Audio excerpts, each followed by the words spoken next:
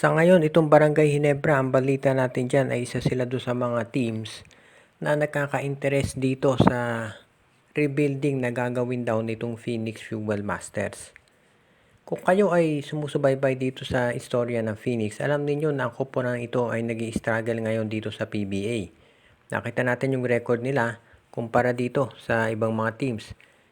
Pero hindi lang yan ang problema sa Phoenix, hindi lang ordinaryong struggle ito. Dahil alam din natin na merong mga financial difficulties ang may-ari nito na si Dennis Uy. So marami nga ang nagsasabi at umiikot na yung balita na ito raw Phoenix ay ibebenta na. Naghahanap na lang daw ito ng seller o yung buyer rather. At kapag yan ay nangyari, aalis na to sa PBA. Nakita nga natin eventually yung nangyari dito sa mga trades. Yung mga previous teams na binebenta sa PBA katulad ng Santa Lucia, Powerade, Tanduay, usually pinamimigay yung mga top players. So sa ngayon, nag-aabang na raw itong SMC, MVP at Converge kung magkakaroon ng tinatawag na sale dito sa Phoenix Fuel Masters.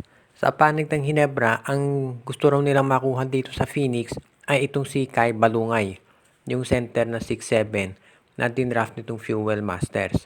Malaki potential kasi nito si Kai Balungay kaya yan daw ang gustong makuha ngayon ng Barangay Hinebra. Dahil alam nga natin ito si Isaac Go matatagalan pa raw yung recovery bago siya makabalik at makapaglaro sa Gene Kings. Ayon dito kay Snow Badwa, bukod daw dito kay Isaac Go sa kanyang naging injury sa tuhod, ay nire-recommend daw ng doktor na magbawas muna daw ito ng timbang. Dahil kahit mag-surgery ito, hindi ito makakatulong unless na siya nga ay magkaroon ng tinatawag na game shape.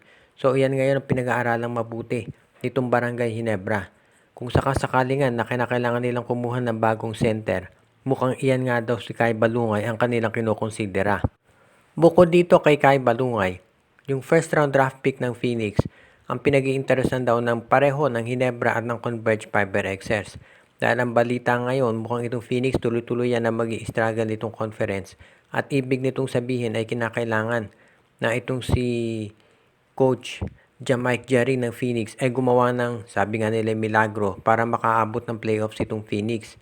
Pero kung hindi yan mangyayari, lalong tataas yung value ng draft pick nila at yan ang gustong makuha ng Hinebra ngayon.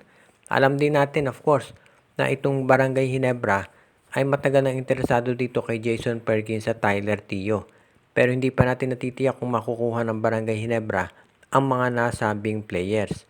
Ngayon, kung sakasakali, hindi lang Hinebra magkaka-interest yan, pati alam natin ang Converge Fiber Xers, parang sila nagiging karibal ngayon ng Hinebra pagdating dito sa mga trade transactions sa PBA.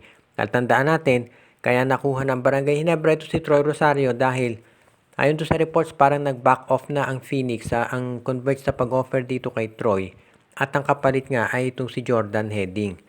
Maraming nagulat kasi bakit binigay na lamang ng SMC ng ganun na lamang si Heading nang si Melesio at Saldivar lang ang kapalit.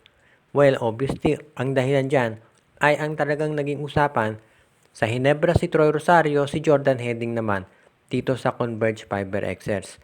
So, wag na tayong magulat kung pagdating dito sa Phoenix Fuel Masters ay maging karibal din ng Hinebra itong Converge sa pagkuha sa nasabing player at pati na doon sa draft pick nila.